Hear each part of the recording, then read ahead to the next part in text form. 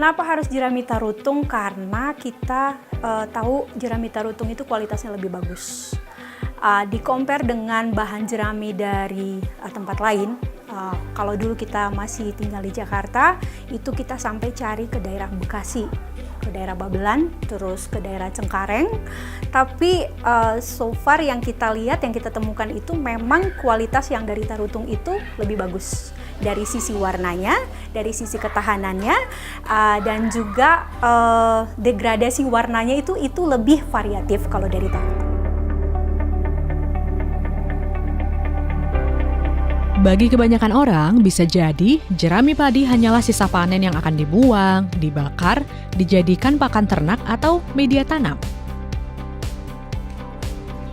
Namun di mata Febrantonius Sinaga, jerami punya nilai seni.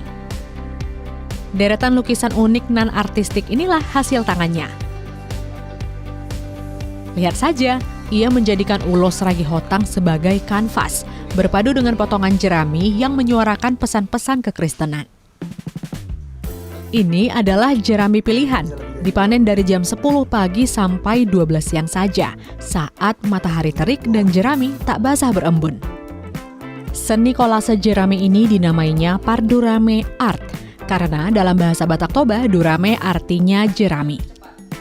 Seniman kelahiran Tarutung ini mengerjakan lukisan jerami di bangku SMP, namun mulai serius menggelutinya saat merantau di Jakarta. 2022 lalu, ia kembali ke kampung halaman yang dirasa lebih tenang dan nyaman. Dan dari Tarutung inilah, Febrantonius kini mencipta puluhan lukisan tiap tahunnya. Ketertarikan saya ke lukisan jerami karena dipengaruhi oleh lingkungan. Biasanya jerami itu dibakar atau kalau di Jawa dijadikan sampo atau di makanan ternak.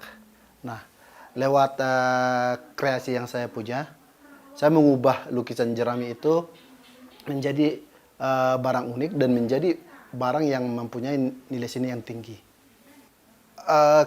Yang pasti kesulitan setiap usaha itu uang. Ya. Tapi tidak cukup dengan uang. Market itu yang di awal saya berkarya di tahun 2000-an, Android belum keluar. Jadi memang biasanya saya menjual lukisan itu hanya lewat pameran.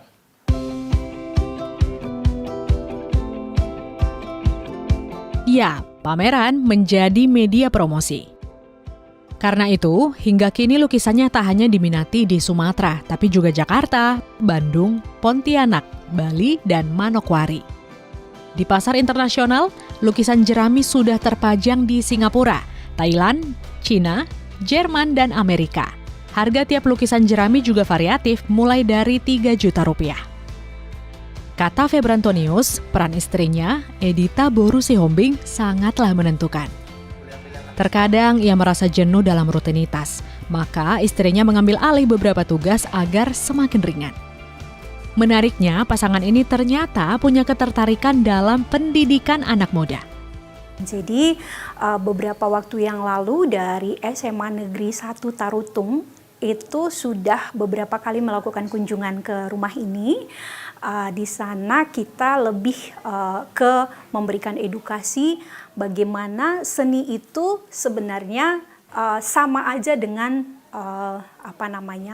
pendidikan yang lain. Kalau misalkan dia jadi penyanyi atau dia jadi drummer atau dia jadi pemusik itu biasanya kayak dianggap sebelah mata gitu.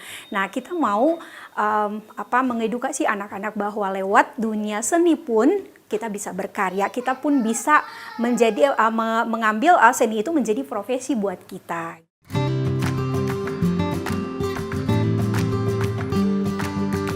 Semangat mengedukasi itu pun berbuah manis. Salah seorang murid lulus di Fakultas Seni Rupa dan Desain ITB beberapa waktu lalu. Bagi pasangan ini, bakat adalah karunia Tuhan, tapi juga harus dibarengi kemauan dan kegigihan sehingga potensi yang dimiliki berguna, tak hanya bagi diri sendiri, tapi juga sekitar. Seperti Febrantonius, mencipta karya inspiratif yang menyuarakan keberlanjutan lingkungan, membuat jerami jadi naik kelas.